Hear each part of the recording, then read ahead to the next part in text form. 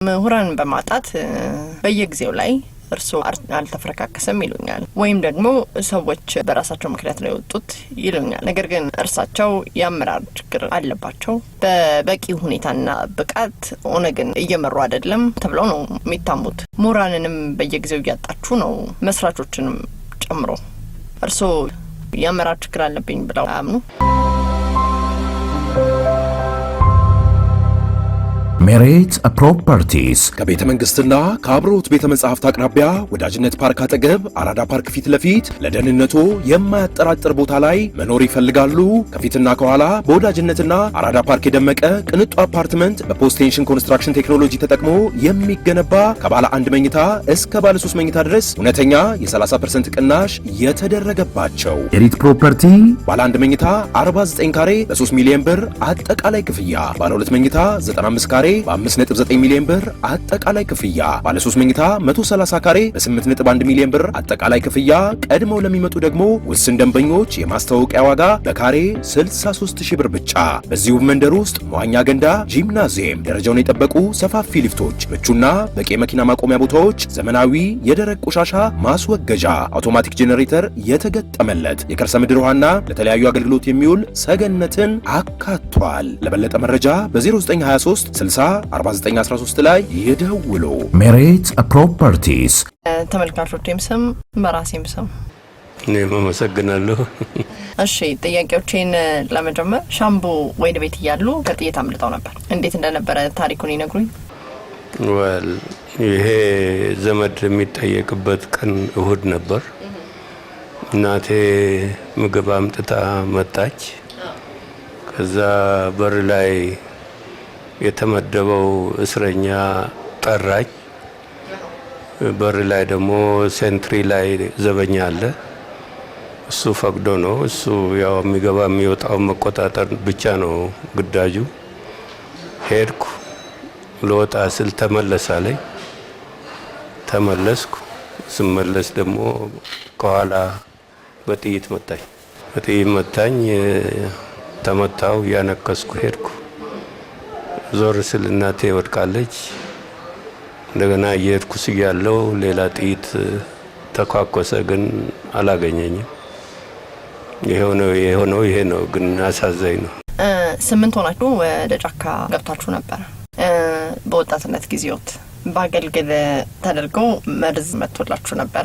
አብረውት የነበሩ ጓደኞቹ ሞተው ነበረ ተብሏል። እውነት ነው? እውነት አይደለም? ይሄ 1981 መጨረሻ ላይ ነው። እኛ ግዳሜ አካባቢ ነው። በአገልግል መሆኑን አላስታውስም፣ ግን ምግብ ነው የመጣልን። ምግብ መጥቶ ምግብ በልተን በዚህ ልጆች አለቁ። እኔም በልቼ ነበር ነው የሚሉኝ። እኔ ይህንን አጋጣሚ እስካሁንም አላስታውሰውም። ግን ትንሽ በልተህ ዋርዲያ ለመቀየር ሄድክ ነው ያሉኝ።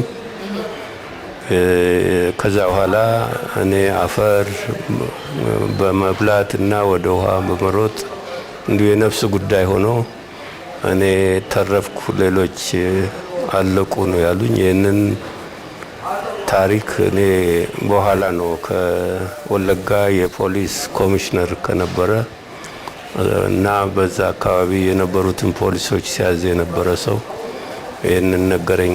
በኋላ ከተገናኘም በኋላ ይህም ከቻርተሩ በኋላ ማለት ነው።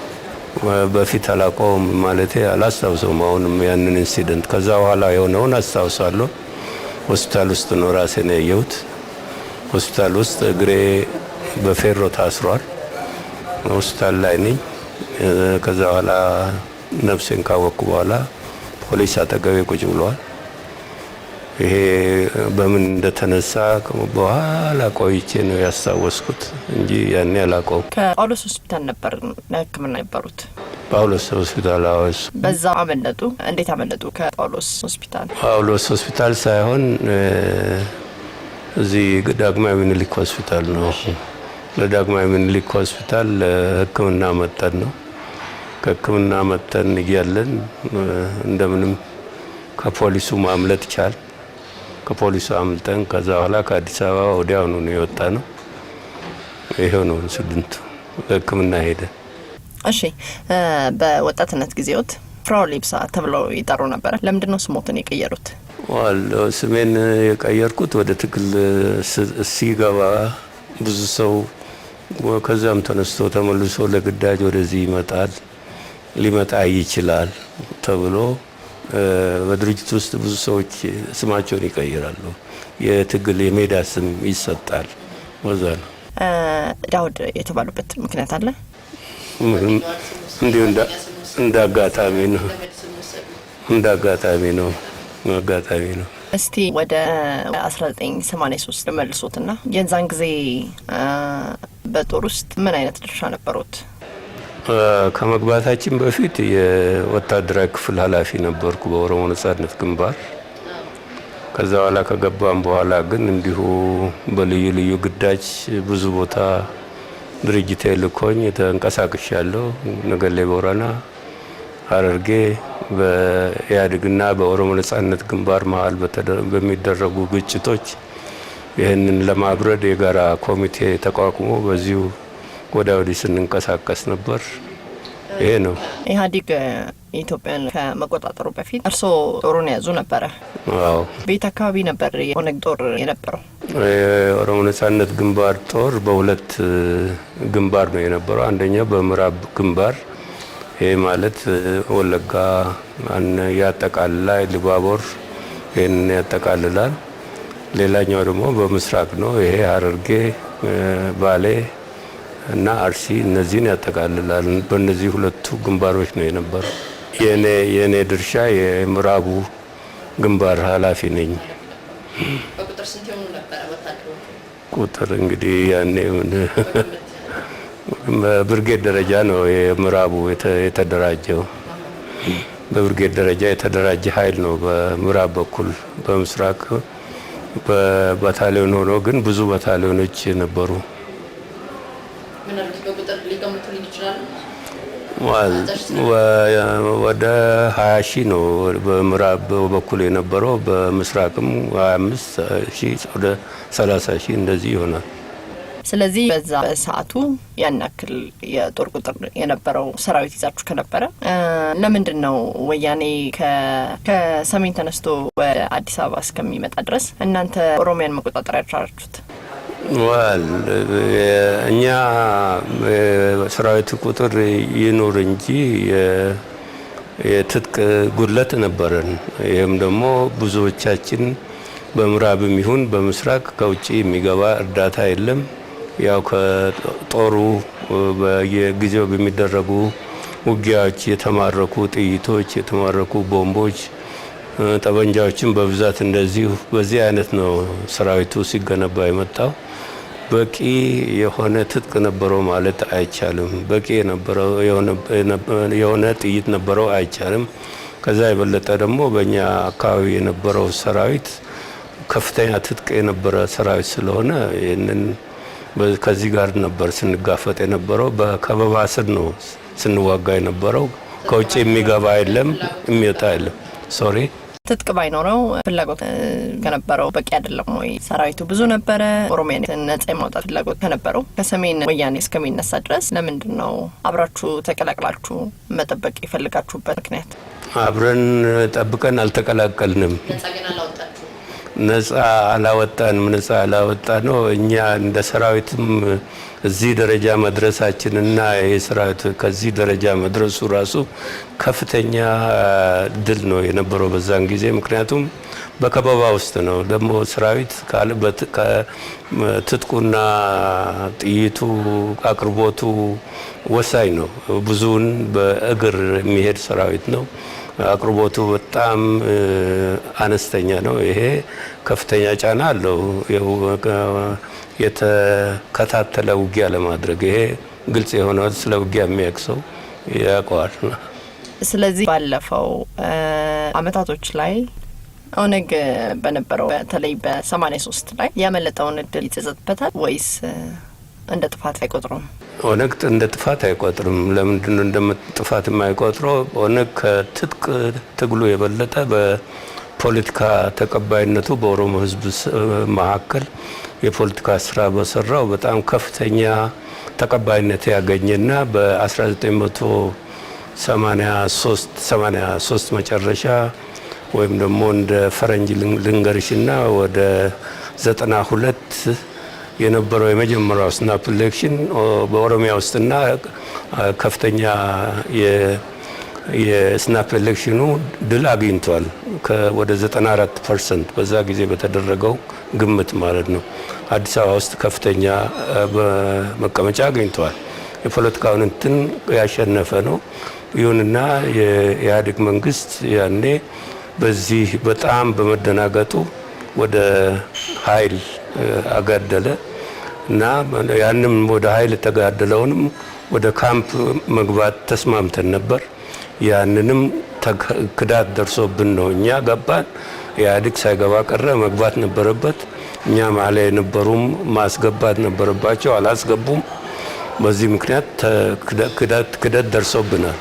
አልተሳካለትም። ከፍተኛ የሆነ የአመራር ጉድለት አላቸው ተብለው ይታማሉ። መልስ አሉት? የኦሮሞ ነጻነት ግንባር አልተፍረከረከም፣ አልተበጣጠሰም። የኦሮሞ ነጻነት ግንባር እንደ ድርጅት በጣም አስቸጋሪ የሆኑ ሁኔታዎች፣ የአካባቢ ሁኔታ፣ የኢትዮጵያ ሁኔታ፣ የዓለም አጠቃላይ ሁኔታ አመቺ ባልሆነበት ውስጥ እና ከቻርተሩ ስንወጣ በጣም ከፍተኛ ጉዳት ደርሶበት ብዙ አመራሮች እንበልና ወደ 90% ያለ አመራር የተሰዋበት ይሄንን ነው መልሶ አደራጅቶ እዚህ ዛሬ ደረስንበት ያደረሰ ድርጅት ነው። ይሁንና በዚህ በጣም ከፍተኛ በጣም ረጅም በሆነ አመት ውስጥ ችግር አለ። ችግር በድርጅቱም ውስጥ ኖሮ ወደዛ ያፈነገጡ ወይም ደግሞ አንጃ የሆኑ አሉ። ድርጅቱ ግን እንዳለ ራሱን ጠብቆ ድርጅቱ አመራሩን ጠብቆ ትግሉን በቀጣይነት ሲያካሂድ የነበረ ድርጅት ነውና ምንም በዚህ ላይ ምንም የምንሰከፈው ነገር የለም። ምሁራን በማጣት በየጊዜው ላይ እርስዎ አልተፈረካከሰም ይሉኛል፣ ወይም ደግሞ ሰዎች በራሳቸው ምክንያት ነው የወጡት ይሉኛል። ነገር ግን እርሳቸው የአመራር ችግር አለባቸው፣ በበቂ ሁኔታና ብቃት ኦነግን እየመሩ አይደለም ተብለው ነው የሚታሙት። ምሁራንንም በየጊዜው እያጣችሁ ነው፣ መስራቾችንም ጨምሮ። እርስዎ የአመራር ችግር አለብኝ ብለው አያምኑ? የአመራር ችግር አለ የለም ብሎ ይህን መመስከር የሚችለው አብሮ ሲታገል ያለ ነገር ነው። ምሁራኖች በድርጅቱ ውስጥ ያሉ ምሁራኖች፣ አመራሮች በቻርተሩ ጊዜ በተፈጠረ ችግር ነው ወደ ውጭ የወጡት እንጂ ከፍተኛው በመፍረከረኩ ብቻ አይደለም። በዚህ ላይ የወጣ ምሁር በጣም ትንሽ ነው። የተጨመረው ለድርጅቱ በተጨማሪ የተቀላቀሉ በስፋት ይበልጣሉ። ይሄ ያለፍንበት መንገድ ነው። በማስረጃ አቀርባለሁ። በኤርትራም እንዲሁ የእናንተ አባላቱን እንደዚሁ እየተሰነጣጠቁ 2 እና 3 ቦታ የተከፈሉበት ሁኔታ ነበረ። ኦነግ በኤርትራ ምን ገጠመው? አሁንም ከእርሶ አመራር ጋር ነው የሚነሳው? በኦሮሞ ነጻነት ግንባር ብቻ ሳይሆን የድርጅቶች መከፋፈላች አንቺ እኛ ደግሞ አንጃዎች ከድርጅቱ ወጡ ነው የምንለው። አንጃዎች የመፈጠር ጉዳይ በትግል አመት ውስጥ በኦሮሞ ነጻነት ትግል ብቻ ሳይሆን በኤርትራ፣ በፓለስቲን፣ በሳውት ሱዳን፣ በሶማሊያ በሁሉ አካባቢዎች የተፈጠረ ችግር ነው። በእኛ ውስጥ የተፈጠረው ልዩ ሊሆን አይችልም። ምክንያቱም ትግል ማለት ችግር ነው። በችግር ውስጥ ነው የነበርነው። ችግሩ ራሱ አንዳንዶቹ ችግሩን ባለመቋቋም እንደዚሁም ደግሞ ሰበብ አውጥተው አመራር ነው ወይም ደግሞ ጥሩ አቅርቦት የለም ወይም ደግሞ ሌላ መንገድ ነው የምንከተለው የትግሉን ትተን ሰላማዊ መንገድ፣ እነዚህ የሚፈጠሩ ኖርማል የሆኑ ችግሮች ናቸው እንጂ የአመራር ጉለት የምናምን የሚለው ሰበብ የወጡ ሰዎች የሚያቀርቡት ሰበብ ነው ይሄ። ምክንያቱም በትግሉ የቀሩ በ10 ሺዎች የሚቆጠሩ ለምስክርነት ትግሉን ቀጥሎ ለዚህ ማድረሳቸው ዋነኛው መስካሪ ነው። በዚህ ላይ ማንንም አንወቅስም። እኛ የሚወቅሱ ሰዎች ደግሞ እንደዛ ይላሉ። በዚህ በ40 አመት ውስጥ ትግሉን እዚህ በማድረስ ስላሉኝ ነው። በዚህ በ40 አመት ጉዞ ውስጥ ኦነግ የት ነው የደረሰው? ምንድነው የተሳካለት? የኦሮሞ ነጻነት ግንባር የተነሳው በጣም አስቸጋሪ በሆነ የኦሮሞን ስምን ማንሳት የማይቻልበት የኦሮምኛ ቋንቋ ምንም በገጽታ ላይ ያልነበረበት ኦሮሚያ የሚባል ነገር ያለበት የኦሮሞ ህዝብን በጣም ከፍተኛ የዚህን የኦሮሞ ስም በማንሳት ብቻ የሚገደሉና የሚታሰሩ በጣም ብዙዎች ናቸው። ለዚህ ደግሞ በመጫቱ ለማ ውስጥ የነበሩ በጣም ብዙ ሰዎች የደረሰባቸው ጉዳት ራሱ ምስክር ነው። በዚህ ውስጥ ነው የኦሮሞ ነጻነት ግንባር የጀመረው ከዜሮ ካለማንም እርዳታ ከዚህ ተነስቶ የኦሮሞን ህዝብ በአጠቃላይ ፖለቲካና የአደረጃጀት ስራ ሰርቶ ለዚህ ማድረሱ ኦነግ በጣም በከፍተኛ ደረጃ የተሳካለት ድርጅት ነው። በቤንሻንጉል በቅርብ ጊዜ ውስጥ አመራሮችን የኦነግ ታጣቂዎች ገድለዋል እንደሚያስታውሱት። ስለዚህ ይህን ተከትሎ ከ90,000 በላይ ኦሮሞዎች ተፈናቅለዋል ከአካባቢው ላይ። ኦነግ ለኦሮሞ ህዝብ ጤና አልሰጠውም፣ ምንም አላሳረፈውም ይላሉ ሰዎች። ምን መልሳሉ? ስለዚህ ይባላል በኦነግ ላይ ያለ ስሞታና በጣም አፍራሽ ፕሮፓጋንዳ አመታት የቆጠረ ነው። ይህም የዛ አካል ነው እንጂ ሰዎች ተገደሉ ተባለ። እነዚህ እኛ በዚህ መተን ከመንግስት ጋር እየሰራን ነው። አሁን በዚህ አይነት ሁኔታ የኛ አባሎች ገለው ከሆነ ለኛ በስነ ስርዓት ተነግሮን ከዛ በኋላ ደግሞ ማጣራት ነው መደረግ ያለበት። እንዲሁ ተነስቶ ይሄ ስለሆነ ብቻ ጦርነት በቤንሻንጉል አንስቶ ህዝብ አፈናቀለ እኛ ተቀባይነት የለውም። የዚህ አይነት ስርዓትና ህግ ባለበት ሀገር ከዚህ በፊትም እንደዚሁ በበደኖ እንደዚህ ሆነ ምናምን ብለው መንግስት ውስጥ አብረን እያለን ይጣራ በገለልተኛ አካል ብለን ስንጠይቅ ከዚህ ሸሽተው ፕሮፓጋንዳውን መቀጠል ነው የመረጡት። አሁንም ከዚህ ጋር ተመሳሳይ ብለን ነው የምንወስደውኛ። መንግስት ባያደርገውም እንደዚህ የሚሉ ሰዎች እንዲሁ የኦሮሞ ነጻነት ግንባርን ስም አንስተው በክፋት ማንሳትና ለፕሮፓጋንዳ መጠቀሚያ ካልሆነ በስተቀር ያ ጦርነት ማንሻ ምክንያት ሊሆን አይችልም። በዛ አካባቢ ያለ ችግር አመታት የቆጠረ ነው እና ለዚህ እነዚህ ሰዎች መገደል ምክንያት ሆነ ለሚፈልጉ ሰዎች እንደዛ ሊሆን ይችላል። ግን ለዛ አካባቢ ችግር ምክንያት አይደለም። ኦነግ ሁል ጊዜ ፕሮፓጋንዳ ነው፣ እኔ ላይ የሚነዛብኝ ነገር ነው እያለ እስከ መቼ ድረስ ይዘልቃል? ከበደኖ ታሪክ ጀምሮ እስከ ዛሬ ድረስ አንድም ጥፋት አላጠፋውም፣ አጥፍቻለሁ ብሎ አያምንም። እንዴት ይዘለቃል በዚህ ሁኔታ? ከዚህ መንግስት ጋር አርጋለሁ አላረኩም በሚለው ከፍተኛ ተከራ ውስጥ እየገባ ይመስላል። ኢትዮጵያ ውስጥ ስርዓት ሰፍኖ አንድ ችግር ሲፈጠር ወይም ጥፋት ሲነሳ በኦሮሞ ነጻነት ግንባርም ላይ ይሁን በሌሎችም ላይ ይሁን ይህ ስነ ስርዓትን ተከትሎ ማጣራት ተደርጎለት ጥፋተኛውና ጥፋተኛ ያልሆነ እስካልተወሰነ ድረስ እስከ መቼውም ድረስ በማንኛውም ላይ ይሁን ፕሮፓጋንዳ ሆኖ ይቀራል እንጂ ጥፋት ተብሎ ሊወሰን አይችልም። የትም አካባቢ የትም ሀገር የለም። ይሁንና በኦሮሞ ነጻነት ግንባር ላይ ያለው ፕሮፓጋንዳ ክብደትና መጠኑ በጣም ከፍተኛ ነው። ይሄ ማንም ሊክደው አይችልም። እናንተ ምንም ነገር ባላረጋችሁበት የስም ማጥፋት እየተደረገባችሁ ነው? ተደረገ ቢባል እኮ ተጣርቶ ሲሆን የሚደረገው እኛ ጥፋት አድርገን ከሆነ የምንሸሸው ነገር የለም። የምናጠፋቸው ነገሮች ሊኖሩ ይችላሉ። ይሄ የ45 በላይ የፈጀ ትግል ነው። በዚህ ውስጥ ግለሰቦች ጥፋት አያደርጉም አይባልም፣ ወይም ደግሞ አመራር አካሉም ውስጥ አንድ ሰው ጥፋት አያደርግም አይባልም። ግን እኛ የምንለው የኦሮሞ ነጻነት ግንባር እንደ ኦሮሞ ነጻነት ግንባርነት በፖሊሲ ደረጃና ሲስተማቲክ በሆነ ነገር የሚያደርገው ጥፋት የለም። በተለይ የሰዎችን ግድያ በሚመለከት ነፍስ ማጥፋት በሚመለከት በትግል ውስጥ የተደረገ ነገር ካልሆነ በቀር ሲስተማቲክ የሆነ በፖሊሲ ተወስዶ ልክ በፕሮፓጋንዳው እንደሚነዛው የሚደረግ እና አለመኖሩን በእኛ በኩላችን በአፋችን ሞልተን መናገር እንችላለን። ስለዚህ መንግስት የስም ማጥፋት እያደረግባችሁ ፕሮፓጋንዳ እያደረግባችሁ ነው። ይሄ የታወቀ ነገር ነው። በዓለም ደረጃ እኛ ይህንን ማረጋገጥ እንችላለን የሚያጣራ ከሆነ ካለ። ለምሳሌ ያህል የኦሮሞ ነጻነት ግንባርን ያለፈው መንግስት ሲከሳቸው የነበረው ቦምቦች በማፈንዳት በምናምን ብዙ ጊዜ ተደጋግሞ ይሄንን ዊኪሊክስ ዋነኛውን አድራጊው የመንግስቱ የደህንነት ክፍል መሆኑን በተረጋገጠ መረጃ ያንን ደግሞ ወደ ኦሮሞ ነጻነት ግንባር እንደሚያላክክ ይህንን በግልጽ ሜሬት ፕሮፐርቲስ ከቤተ መንግስትና ከአብሮት ቤተ መጻሕፍት አቅራቢያ ወዳጅነት ፓርክ አጠገብ አራዳ ፓርክ ፊት ለፊት ለደህንነቶ የማያጠራጥር ቦታ ላይ መኖር ይፈልጋሉ?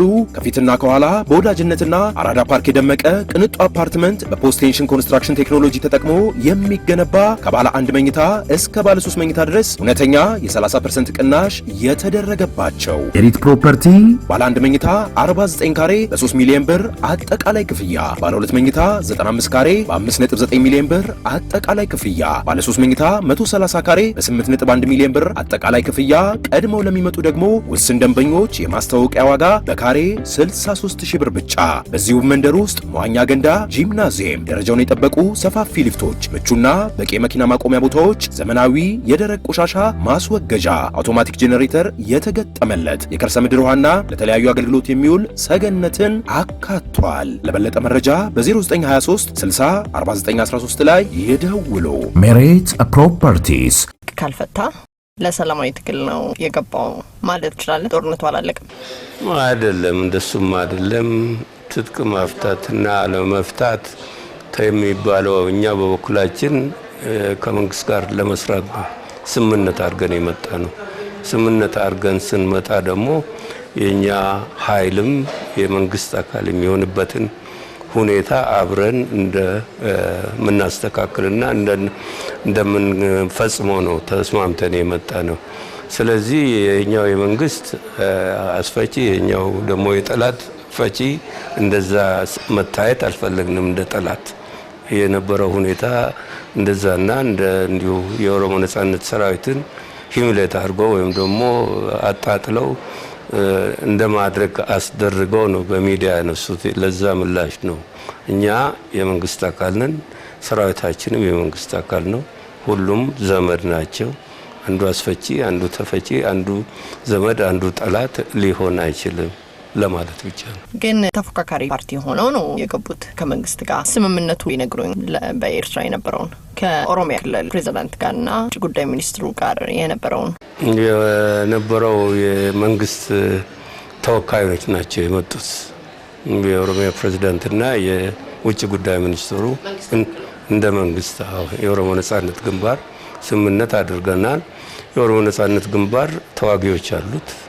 እነዚህ ተዋጊዎች የመንግስት የጸጥታ ኃይል ውስጥ እንዴት አድርገው እንደሚዋሃዱ ወይም ደግሞ ኢንተግሬትድ እንዴት እንደሚሆኑ ይሄንን በስምምነታችን ውስጥ አድርገናል። ሌሎች ደግሞ ጉዳዮች አሉ። የሰብአዊ መብትን በሰብአዊ መብት ዙሪያ የተሰወሩብን ብዙ የሆኑ የአመራር አባላትም ያሉበት አሉ። የነዚህ ጉዳይ ተነስቷል። ኦነግ ደግሞ ሰራዊቱ በዚህ ኢንተግሬትድ መሆንና እኛ ደግሞ በሰላም መስራት የህግ የበላይነት ሁላችንም እንደሚገዛን እና የመሳሰሉትን ነው ያነሳ ነው። እነዚህ ናቸው ስምምነቶች። በዚህ ውስጥ እንግዲህ የኢንቴግሬሽኑ ጉዳይ ሰራዊቱን ማቀፍ እናንተም ማለት ነው እንጂ ትጥቅ ማስፈታት መምታት ተብሎ እንደ በጣም ሴንሲቲቭ የሆነ ጥያቄ አንስተው እንትን የሚያደርጉት ጥሩ እንዳልነበረ ለዚህ ነው ለሚዲያዎች ነው መልስ የተሰጠው እንጂ ያ ስምምነታችን ፈርሶ ምን ብሎ አይደለም። በዝርዝር መንግስትም አላስቀመጠም። እርሶም ሰራዊትና አባሎቹን ይዘው ገቡ ወደ ሀገር።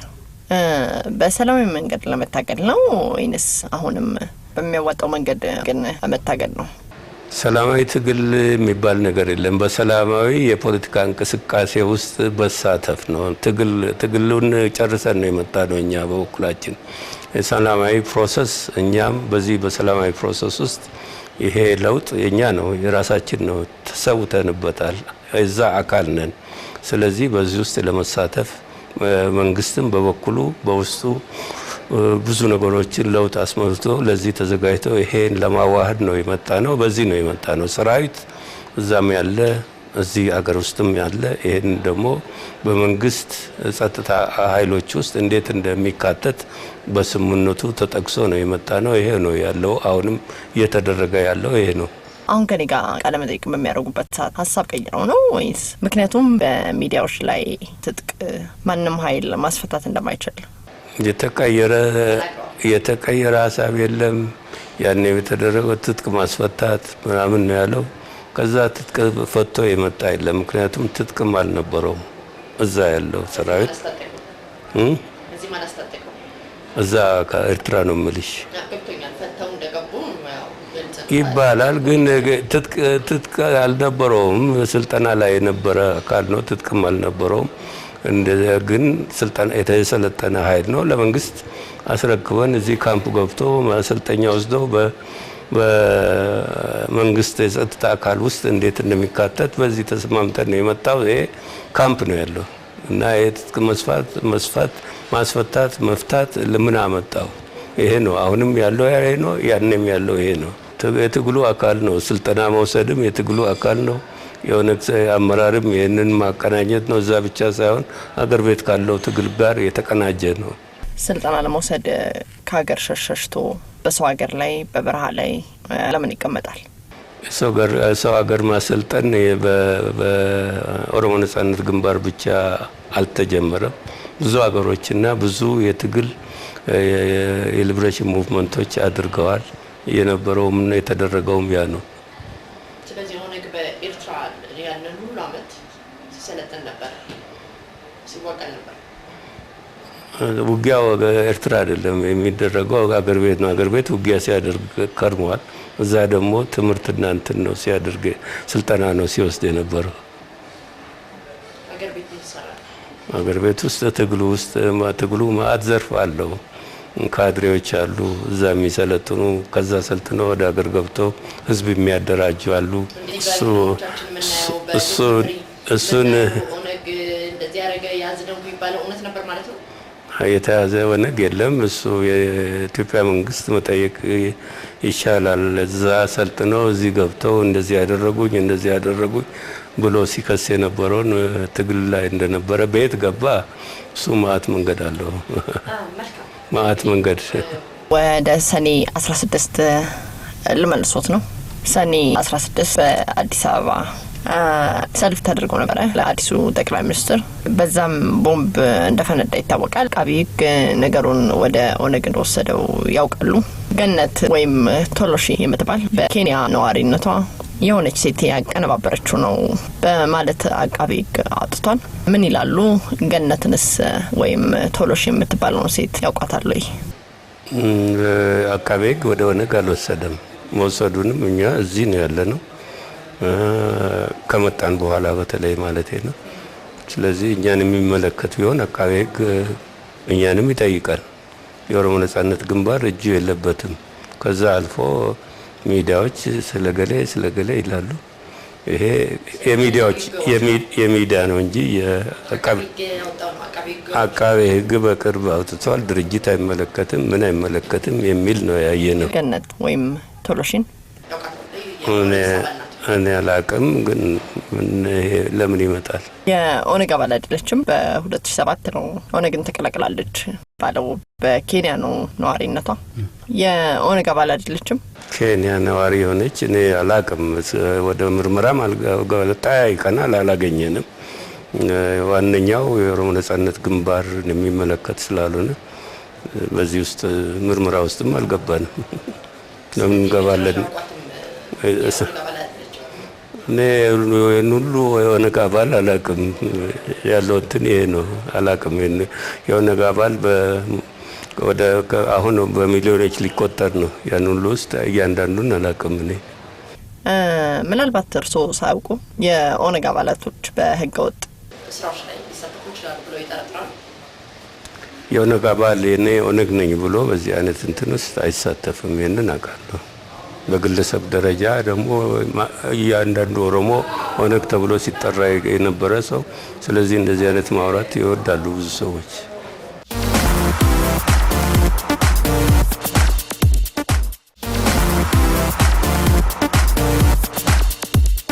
እሺ፣ ወደ ቦምብ ፍንዳታው ልመልሶት። የቦምብ ፍንዳታውን እርስዎ የት ሆነው አዩት? በሰዓቱ ምን ተሰማዎት? አላየሁትም፣ ግን በኋላ ወሬውን ሰማው። በዛን ጊዜ ሌላ ስራ ላይ ነበርኩ እኔ። ስለዚህ አላየሁትም፣ ላየውም አልችልም። እዚህ አልነበርኩም። በሚዲያም ደግሞ በዛን ጊዜ አልሰማሁትም፣ ምክንያቱም ስራ ላይ ነበሩ። በኋላ ሰምቼዋለሁ ፍንዳታው መደረጉ። እሱ ተቀባይነት ያልነበረው ነው። ምን ተሰማሁት? አይ ጥሩ ማለት እንደ ማንኛውም ሰው በዚህ በጠቅላይ ሚኒስትሩ ላይ የተደረገው እንትን እኛ አውግዘናል በዛን ጊዜ እንደ ድርጅት። እኔ ስሜት ብቻ ሳይሆን የድርጅቴን ነው የምነግርህ። ይሄ ደግሞ ተቀባይነት ያልነበረው ነው። በእኔም እንደ ግለሰብ ብትጠይቂ እንግዲህ ኦነግ የ40 ዓመታት ጉዞ አድርጓል። ትልቅ ድርጅት ነው። በኦሮሞ ውስጥ ትልቅ ቫሊዩ የሚሰጠው ድርጅት እንደሆነ ይታወቃል። ነገር ግን ለወጣት አመራሮች ለወጣቶቹ ታችሁላቸው 40 ዓመት ስለታገላችሁ መቼ ነው የምታርፉት? እናንተ መቼ ነው የምትሄዱት? በወጣቶች መቼ ነው የምትተኩት? የኦሮሞ ነጻነት ግንባር ከማንኛውም ድርጅት የበለጠ ወጣትን ያሳተፈ ድርጅት ነው። አመራሩም ውስጥ ማአት ወጣቶች አሉ። እኔም ቦታ የሚመርጠውም ወጣቱም ጨምሮ ሽማግሌውም ጨምሮ በድርጅቱ ባስቀመጠው ስነ ስርዓት ውስጥ በምርጫ ነው የመጣሁት። ስለዚህ ወጣቱም በዛ ውስጥ አለ። የሚፈልገውንና የሚያምንበትን ነው። ወጣት የሚሆን ሽማግሌ የሚሆን በመሀል ከለኛ እድሜ ያለም ቢሆን በምርጫ ነው የሚመጣ። በምርጫ ነው የመጣሁት። ይሄ ደግሞ ዲሞክራሲያዊ መብት ነው ለመራጩ። ለእኔም ለመመረጥ ዲሞክራሲያዊ መብቴ ነው። እስቲ በኦሮሚያ ላይ በተደጋጋሚ የተጠየቁትን ጥያቄ በኦሮሞ ውስጥ እኔም መልሼ ልጠይቆት። ኦቦ ዳውድ ኦሮሚያ ላይ ተደጋግሞ የምትጠየቁት ጥያቄ በተለይም በዚህ ጊዜ ላይ በዚህ ወቅት ላይ የምትጠየቁት የኦነግ አመራሮች አመራር ላይ ያሉት አሁን ስልት ላይ ያሉት ቲም ለማ የሚባለው ከኦሮሞ ማዕፀን የወጡ ሰዎች ናቸው። የለውጥ ሐዋርያ ናቸው ይሏቸዋል ብዙዎቹ። ለምንድን ነው ከነሱ ጋር ተስማምታችሁ የማትሰሩት? ያው የኛው ልጆች አይደሉም ወይ? ምንድን ነው ችግሩ ብለው ኦሮሚያ ላይ የኦሮሞ ሕዝብ ይጠይቃል። ግራም ስለሚገባው ነው። እኔም ልጠይቅ መልሼና ለምንድን ነው ከቲም ለማ ጋር ጥብረት የማትሰሩት? ከፍተኛ የፖለቲካ ልምዳችሁንም እንዲሁ ተጠቅማችሁ በትብብር ማትሰሩት? ያው የእናንተ ልጆች አይደሉም ወይ? እኛ የመጣ ነው ከመንግስት ጋር ስምምነት አድርገን ነው። ይሄ መንግስት ደግሞ አሁንም የኢፒአርዴፍ መንግስት ነው። ኢፒአርዴፍ ውስጥ 4 ድርጅቶች ናቸው ዋነኞቹ። ከነዚህ ውስጥ አንዱ ኦፒዲዮ ወይም ደግሞ አሁን ኦዲፒ የተባለው ነው። በጥምረት እዛ ስላሉ እንደ መንግስት እንደ ኢፒአርዴፍ ከኛ ጋር ተስማምተው አብረን እየሰራን ነው። እንደገና ደግሞ በኦሮሚያ አካባቢ ከኦሮሚያ መንግስት አቶ ለማ ዶክተር ለማ ከሚመሩት እንደ ፕሬዝዳንትነት ከኦሮሚያ መንግስት ጋር አብረን እየሰራን ነው። ይሄ አብሮ መስራት ማለት እንደዚህ ነው። እንደ ድርጅት ልጨርስልሽ። እንደ ድርጅት ነው የጠየቅሽኝ። እንደ ድርጅት እሳቸው ኢፒአርዴፍ የነሱ ድርጅት ኢፒአርዴፍ ውስጥ ስላለ ከኛ ጋር ስምምነት አድርጎ ሌላ አላያንስ ወይም ደግሞ ጥምረት ሊያደርግ የሚችል አይመስለንም። ይሄ ነው ያለው ችግር እንጂ በበኩላችን ችግር የለንም። ልትረዷቸው ካሰባችሁ በምዕራብ ወለጋ ያለውን ጦር ማን ያሰማራው? የኦቦ ዳውድ ጦር ነው የሚባለው። እሳቸው ናቸው መያዙት የሚባለው የተኩስ ልውውጥ ሲያደርግ የነበረው በቅርብ ጊዜ በምዕራብ ወለጋ ላይ። በምዕራብ ወለጋ ያን ያህል ትልቅ ተኩስ ለውጥ የለም። አልፎ አልፎ ግጭት ነበረ። ያለፈው እዚህ ያለው ኢንቴግሬሽኑ ጉዳይ ስላላለቀ በመሀል ሚስቴኮች ይፈጠራሉ ከሁለቱም በኩል። እሱን ደግሞ የጥምር ኮሚቴ አቋቁመን ተቆጣጥረን ወደ ኢንቴግሬሽኑ እየሄድን ነው። ይሄ አብረን እየሰራን ነው። መልካም። ኦዴግ በይፋ ከኦህዴድ ጋር ቀላቀሉና ለመስራት ማሰቡን እንዴት ያዩታል እርሱ? ኦዴግ ቀድሞ የኦነግ አመራሮች ስብስብ እንደሆነ ታውቃል። የቀድሞ አመራሮች ውስጥ ነበረ ብዙ ቦታ አለ። አሁን ኦዲኤፍ ከኦዲፒ ጋር ተቀላቅሏል፣ ሰምተናል። ይሄ መብታቸው ነው። አሁን ባለው የፖለቲካ ሂደት ውስጥ ብዙ ድርጅት ነው ያለው ኢትዮጵያ ውስጥ። የኦሮሞ ድርጅቶችም ብዙ ናቸው። ብዙ ተብሎ ተጋኖ የሚወራ ባይሆንም ኢትዮጵያ ውስጥ በአጠቃላይ ወደ 80 ድርጅቶች አሉ። ባለው ፕሮሰስ ውስጥ ከዚህ በፊትም ድርጅት ከድርጅት ጋር ግንባር፣ ትብብር፣ ኮአሊሽን፣ ፍሮንት እንደዚህ እየተፈጠረ ብዙ ጊዜ በፕሮሰስ መጥቷል። ይሄ ይቀጥላል። የፖለቲካ ተሳትፎ ስለሆነ የህዝቡ የፖለቲካ ተሳትፎ ስለሆነ የኦሮሞም እንደዚሁ ነው። ስለዚህ እነዚህ አሁን እንደ መዋሃድ መብታቸው ነው፣ እንደ መብታቸው አድርገን ነው የምንቆጥረው። ስለዚህ ከዚህ ሌሎችም ለወደፊት ወይ እዛ ይቀላቀላሉ ወይ እዚህ ይቀላቀላሉ። ይሄ የምንሄድበት ሂደትና መንገድ ነው። ወደፊት እንደዚህ ነው የምናየው። ኦነግ ከሌሎች ጋር ተቀላቅሎ ከሌሎች ጋር ቅልቅል ወይም ደግሞ መርጀር አድርጓል። ከዚህ በፊትም ለወደፊትም ያድርጋል። በዚህ በኦነግ አመራር በነበረበት ጊዜ አሁንም አመራር ነው። በዚህ ጊዜ ውስጥ ሌሎች የኦሮሞ ዘር ተወላጆችን ያገላሉ ይባላሉ። በተለይ የአርሲን ተወላጆች እንዴት ያውታል? መልሳለሁ። ስለዚህ ይሄ ፕሮፓጋንዳ ነው። ምክንያቱም የአርሲ የወለጋ የሀረር የሚባል በክፍለ ሀገር የተከፋፈለ ድርጅት መቀመጫ አይደለም። ኦነግ እያንዳንዱ ሰው ወስኖ ለትግል የሚቀላቀልበት ድርጅት ነው። መብት አለው፣ ህግ አለው፣ የውስጥ ህግ አለው፣ ህገ መንግስት የሚሉት የራሱ ደንብ አለው። ይሄ ኮንስቲቱሽን ማለት ነው፣ የኦነግ የውስጥ ኮንስቲቱሽን። በዚህ ውስጥ የማንም መብት የተጠበቀ ነው። ማንም ማንን ሊያገል አይችልም። ለምሳሌ የአርሲ ኦሮሞ ጠላታችን ነው ያለች የኦነግ አባል ነበረች። ሜሪት ፕሮፐርቲስ ከቤተ መንግስትና ከአብሮት ቤተ መጻሕፍት አቅራቢያ ወዳጅነት ፓርክ አጠገብ አራዳ ፓርክ ፊት ለፊት ለደህንነቱ የማያጠራጥር ቦታ ላይ መኖር ይፈልጋሉ? ከፊትና ከኋላ በወዳጅነትና አራዳ ፓርክ የደመቀ ቅንጡ አፓርትመንት በፖስቴንሽን ኮንስትራክሽን ቴክኖሎጂ ተጠቅሞ የሚገነባ ከባለ 1 መኝታ እስከ ባለ 3 መኝታ ድረስ እውነተኛ የ30% ቅናሽ የተደረገባቸው ሜሪት ፕሮፐርቲ ባለ 1 መኝታ 49 ካሬ በ3 ሚሊዮን ብር አጠቃላይ ክፍያ፣ ባለ 2 መኝታ 95 ካሬ በ5.9 ሚሊዮን ብር አጠቃላይ ክፍያ፣ ባለ 3 መኝታ 130 ካሬ በ8.1 ሚሊዮን ብር አጠቃላይ ክፍያ። ቀድመው ለሚመጡ ደግሞ ውስን ደንበኞች የማስተዋወቂያ ዋጋ በካሬ 63000 ብር ብቻ።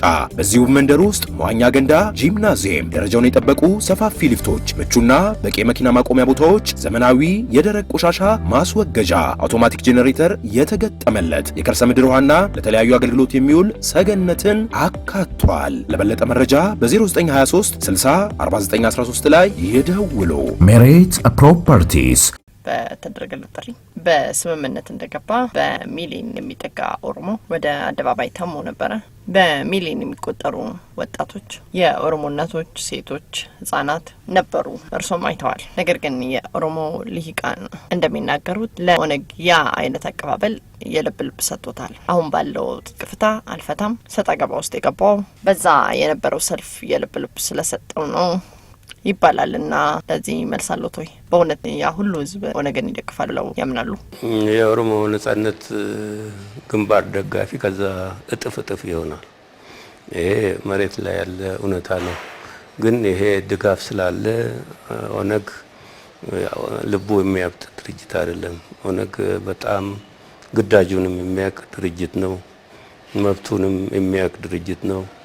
ስለዚህ በልብ ማበጥ ወይም ደግሞ ትዕቢትነት፣ እብሪት የሚለው እኛ በበኩላችን በጣም እንጠነቀቃለን።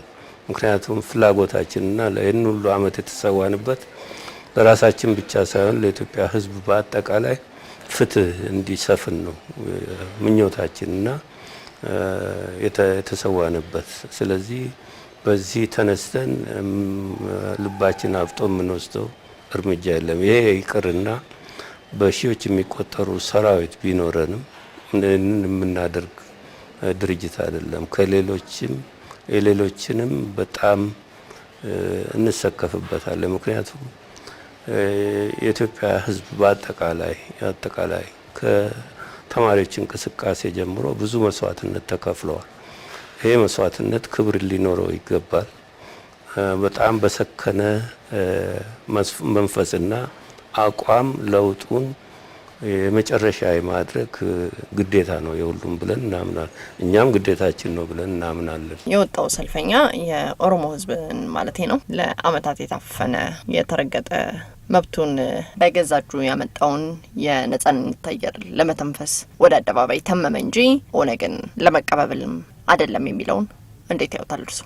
እንደዛ ከሆነ ያ ነው እንዳውም መልስ ማግኘት ያለበት።